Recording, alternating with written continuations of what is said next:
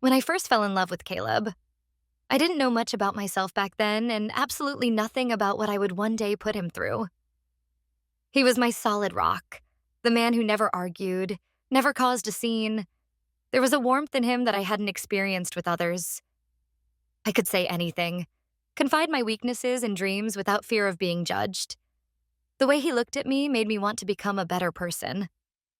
That was 3 years ago. I was 27 and he was 29 when we got married, and for a long time, everything felt perfect. But over time, a restlessness grew in me that I couldn't understand. I kept working, I spent time with friends, and I came home to an equally stable and loving husband every night.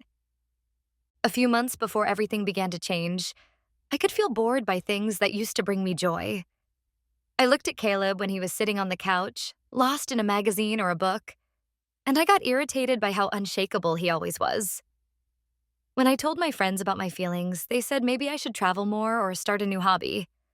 Nothing in my head told me I should look outside my marriage, at least not consciously. I wished Caleb could be a bit more spontaneous, maybe more passionate, but he was as he'd always been: calm, methodical, caring. The evening I was invited to an event through a mutual friend, and Caleb chose to stay home. He said he had a lot to do for work, and I took the opportunity to go alone. It felt good to breathe a bit of my own air.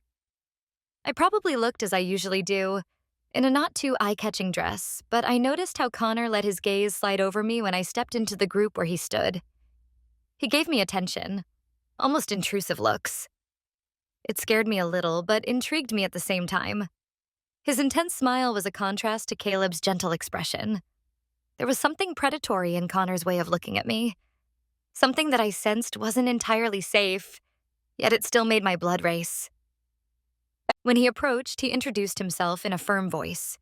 I responded and we exchanged a few polite phrases. I expected him to ask the usual things: where I was from, what I did for a living. But instead, he touched my forearm in a way that surprised me and said I had an unusually confident aura. I smiled and got embarrassed because I wasn't used to a man speaking so directly. Caleb used to give me compliments, but always in a fairly discreet, gentle tone. Connor's manner made my skin tingle, almost against my will. I felt my own voice become unsteady as I answered. He didn't ask many questions, but when he did, they were clearly designed to keep my interest.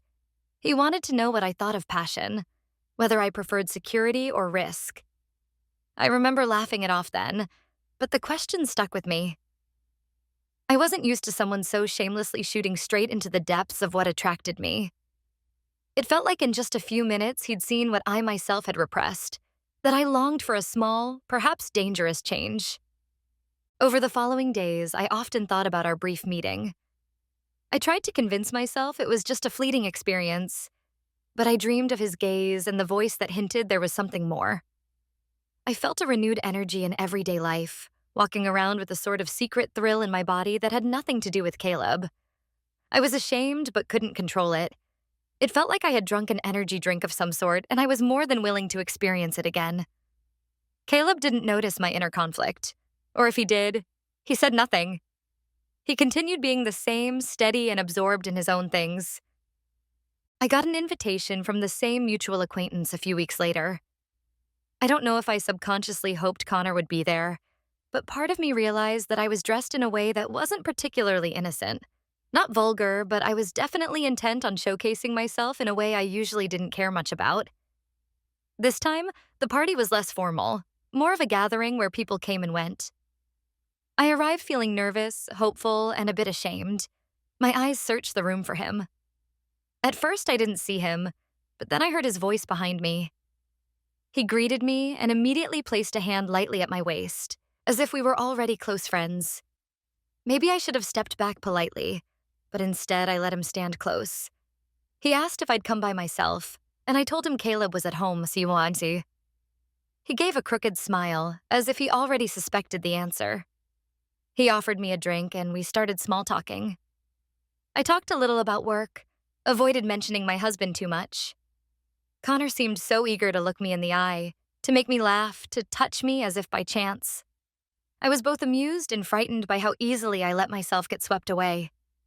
It wasn't until later that night, when we ended up in a secluded corner, that I noticed it wasn't at all the same relaxed charm I'd seen before. He leaned in, a bit too close, and I caught the scent of his cologne. He placed his hand over mine and said he'd been thinking about me since last time. I felt my cheeks burn and laughed nervously. I might have responded with something silly, but he seemed content just to see me embarrassed. My heart was beating faster than it had in a long time, and despite knowing how wrong it was, I didn't pull away. Nothing concrete happened that evening besides me giving him my cell phone number. I went home in a strange euphoria. I didn't tell Caleb anything. I tried to convince myself I hadn't done anything wrong. But when I got into bed and heard Caleb's steady breathing, I felt a pounding anxiety. At the same time, there was a gnawing sense of anticipation. I fell into a restless sleep and woke up with the same burning desire to learn more about Connor. Within a day, I got a first text message from him. He asked if we could meet. I hesitated, but my pulse raced when I read his message. I delayed my response, waiting half an hour because I didn't want to appear too eager. But honestly, it felt like I'd been waiting for this opportunity. We agreed to meet in a place that was a bit away from both my area and his, so the chance of running into someone we knew was minimal. That whole day before we were to meet, I had a nagging anxiety in the pit of my stomach. I considered canceling, but every time I approached the thought, a thrilling yearning emerged. So instead, I went, dressed in something more dressed up than a simple secret coffee date requires. When I saw him standing there, an expectant smile broke across my face that I couldn't hide. I noticed him taking in my appearance in a way that made me warm and embarrassed. We went in and sat down. He was immediately intense, asking how I was. If I was nervous, I laughed. He placed his hand on my thigh under the table quite openly. I pulled back a bit, but not enough to really signal anything clearly. It was as if every signal in my body was screaming at me that this was a bad idea. Yet at the same time, I clung to that forbidden thrill. It was exciting, shameless, and I felt awakened from a long slumber. We talked for a long time, mostly about superficial things, but with an undercurrent of sexually charged innuendo. I let myself get drawn into his gaze. I said I was married, that I love my husband, but Connor brushed it off as if it didn't matter. He said he wasn't looking for anything complicated, that life was too short not to seize tempting moments. His argument was basically the opposite of my own moral values, yet he captivated me. When we parted that day, he kissed me discreetly behind a corner, a short kiss with intense passion. When Connor and I met the next time, after a few more messages mixed with flirtation and secrecy, the atmosphere was more charged than before. We had a drink together, and I let myself relax, maybe too much. He never let me sense a moment of hesitation in his presence. On one hand, it was tempting, but at the same time, I felt a nagging uncertainty because he was so unwavering in his desire. I understood I was playing with fire. When he kissed me passionately in a secluded spot, it felt like I was in freefall. That night, I lay awake with Caleb sleeping next to me, realizing I had just begun a downward spiral. But the restlessness in me was too strong. I swallowed my shame and continued. With every step into that forbidden relationship, it became harder to get out. I still had no idea about Connor's past with Caleb. That was something I discovered later. But before that day came, I had already gone too far. I found out the truth completely by chance when I mentioned Connor's first name in a hurried conversation with a friend who happened to know both Caleb and Connor from their school days. Her reaction was strong and surprised, as if it should have been obvious that I already knew who Connor was. When I asked what she meant, she told me that Connor had once bullied Caleb severely in high school. I felt my blood turn to ice. Caleb had mentioned that he hadn't had a great time at school, but he was always so sparing with details. I learned that Connor had been one of his worst tormentors, that he'd used both physical and psychological methods to harass Caleb. My first impulse was to immediately break off all contact with Connor, maybe even tell Caleb. But as soon as the thought struck me, I was filled with a strange flutter. It was as if the very knowledge that I had started something with the man who had once so clearly hurt my husband made everything even more forbidden and, I'm ashamed to say it, but even more alluring. I can't explain that feeling. Maybe it was a reckless, desperate drive in me that wanted to test my limits. I almost wished I had grown up more before I got married. that I had gone through my insecurities and learned to stand firmly in my own values. But instead, I let myself sink deeper into an unhealthy excitement. The next time I met Connor, I carefully confronted him with what I'd found out. He brushed it aside with a sneer, saying it was all in the past. I noticed he was cold, as if he still felt contempt for Caleb. He spoke of Caleb as a weak person, someone who had always been easy to walk over. I should have felt anger burning in me, because I did actually love Caleb. Yet I stayed there, confronted with Connor's contempt, experiencing a strange thrill in my chest. It was so wrong, so incredibly wrong, but I continued. We ended up in bed shortly afterward. It happened so quickly I didn't even have time to think it through. I was angry at him for what he'd said, but also intoxicated by his closeness. I remember how at the very moment we came together, I felt a dull shame at letting him belittle my husband. But I blamed it on passion. I blamed it on finally feeling something different. It wasn't love, and I knew that, but I didn't want to let go of the feeling. Over the following weeks, which were actually only about 3 weeks, but in my mind felt like a lifetime, I lived a double life. I woke up next to Caleb every morning and looked him in the eye while carrying the secret of where I'd been, what I'd done, who I'd spent time with. I felt my stomach knot every time Caleb gave me a gentle touch or said something sweet. I was constantly paranoid he'd suspect something. And to my horror, I started to believe he did suspect me. He never asked directly, but sometimes he studied me with a look I didn't recognize. I tried to convince myself it was just my own bad conscience playing tricks on me, but every time I turned away, I felt his eyes on me with a penetrating sharpness. I began to get truly scared. Connor, on the other hand, was completely unconcerned about the risk of being caught. He almost seemed to encourage us taking risks. Sometimes we kissed in public places where we could easily have been seen. I told him it was dangerous, that we should be more careful, but he just smiled and said a little danger spices things up. I felt how I was drawn in, even though I knew I could destroy my relationship with Caleb at any moment, forever. At the same time, another worry started growing. Would I want to live with a man like Connor if the worst happened? The answer was no, I knew that. But I kept going. The whole experience had become like a poison to me, a poison I couldn't stop injecting. It didn't even take a month before disaster struck. Caleb almost never came home earlier than expected.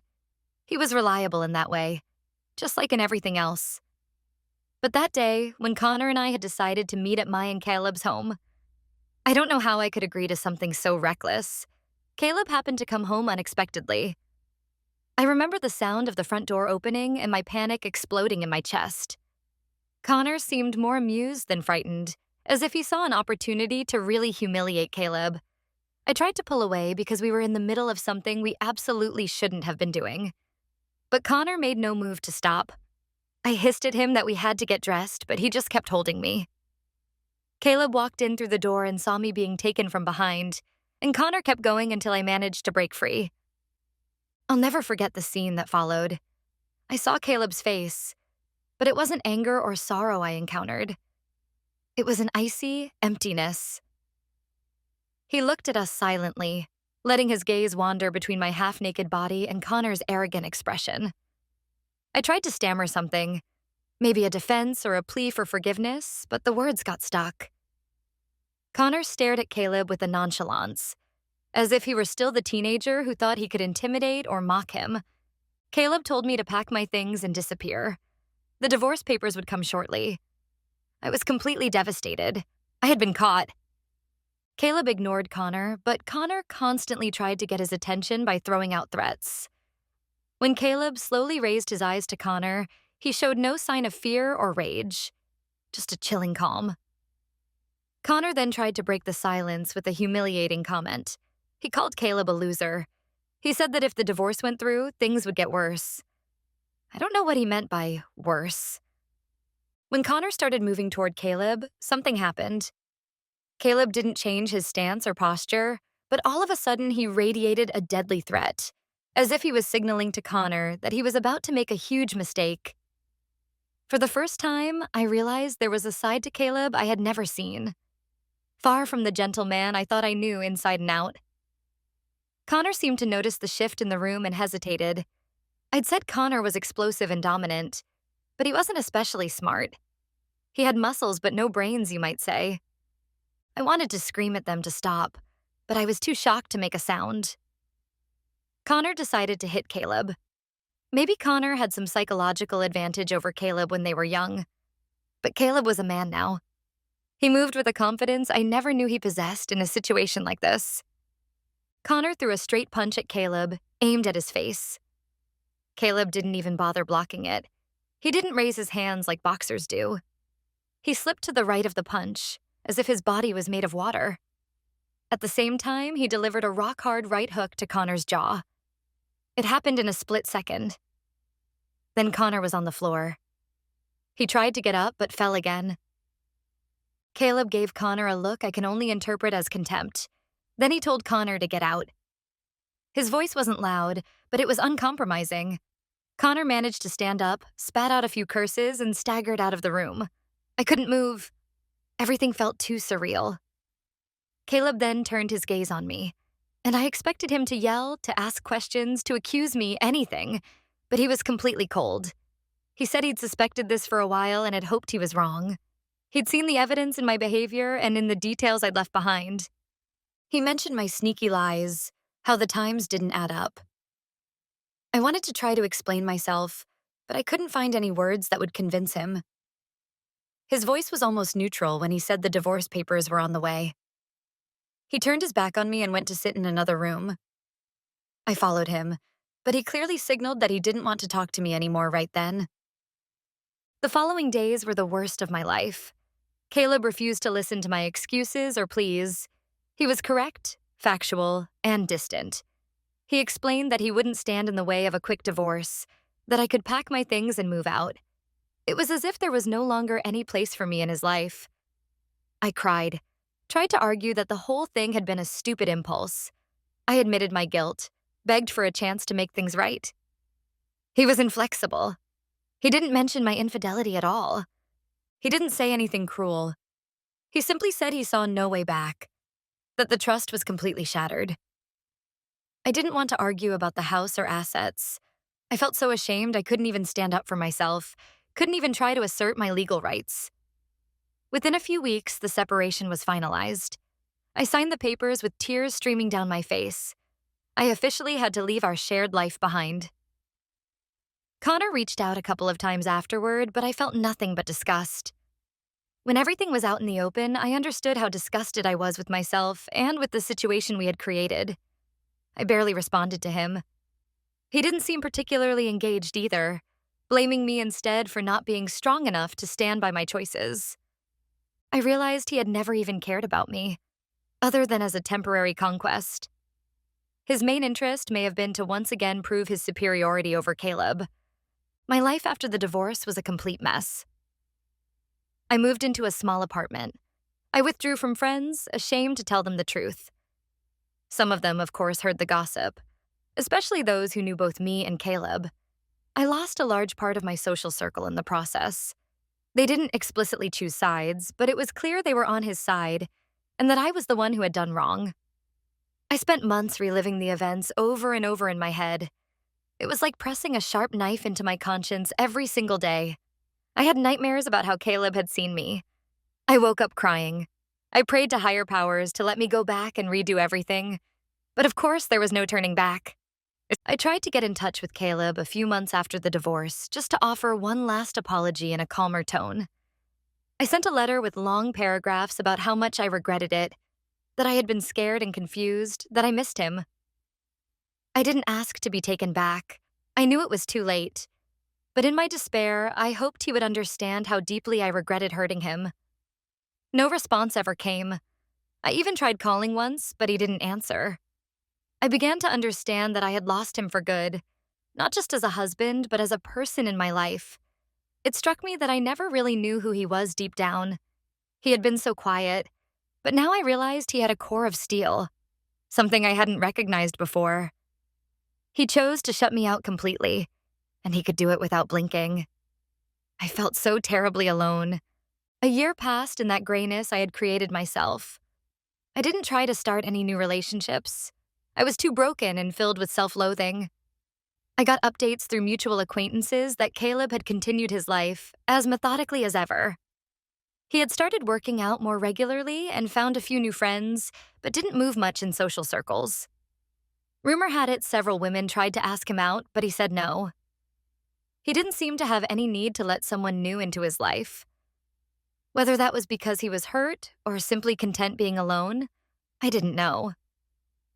When I heard he turned down attention from women, I felt a mixture of relief and sorrow. Relief because I didn't want to see him with someone else. Sorrow because I knew there was no longer a place for me there. Afterward, I also found out through a mutual acquaintance that Connor had made some new attempts to contact Caleb, to keep provoking him. But Caleb had dismissed him coldly, and Connor supposedly muttered something about Caleb not being worth the effort. I understood that Connor continued his habit of trying to humiliate, but that he had no power when it came to Caleb. It stirred up even more questions in me. Who was Caleb really, the Caleb I had married? I had always thought of him as calm, almost passive, but now I understood he had experiences I had never really delved into. He had been bullied in school, surely learning to defend himself in various ways. Perhaps it was that knowledge that allowed him to floor Connor in a single moment. I remember that during the marriage, I hadn't even noticed what Caleb did in his spare time, aside from work, reading, and some exercise. I guess I was too occupied with my own needs to notice. This realization made me feel even more at a loss, as if I had lived in the same home as him without truly seeing him. But when I look back on our relationship, there were two occasions that I thought were coincidences at the time they happened. But now I'm not so sure. The first occasion was when we had just met. We had only been on a few dates, and I told him that a man at my internship had made advances and touched my behind and other places. He sympathized with me and asked if I would report him. I said it would be my word against his and thus pointless. A few days later, I found out that the man had resigned. What luck, I thought. But now, maybe it wasn't a coincidence. The second time happened after we'd been married for a while, and I was struggling with a stalker who sent disturbing messages and followed me home from work. I hadn't told my husband much about it because I didn't want to seem helpless or scared. When she mentioned it in passing one evening, he just listened quietly and said I should block the number and maybe talk to the police. A few days later, the messages stopped coming altogether. I felt an enormous relief and assumed that maybe the stalker had just gotten bored or found someone else to harass. I hadn't realized who he was or how competent he is. In his profession as a realtor, he was very skilled, but I didn't know how capable he was in this area, which makes it even worse when I think back on why I had my affair. If you liked this story, please subscribe and give us a thumbs up. It helps a lot, and you won't miss out on any future stories. Take care and live your best life.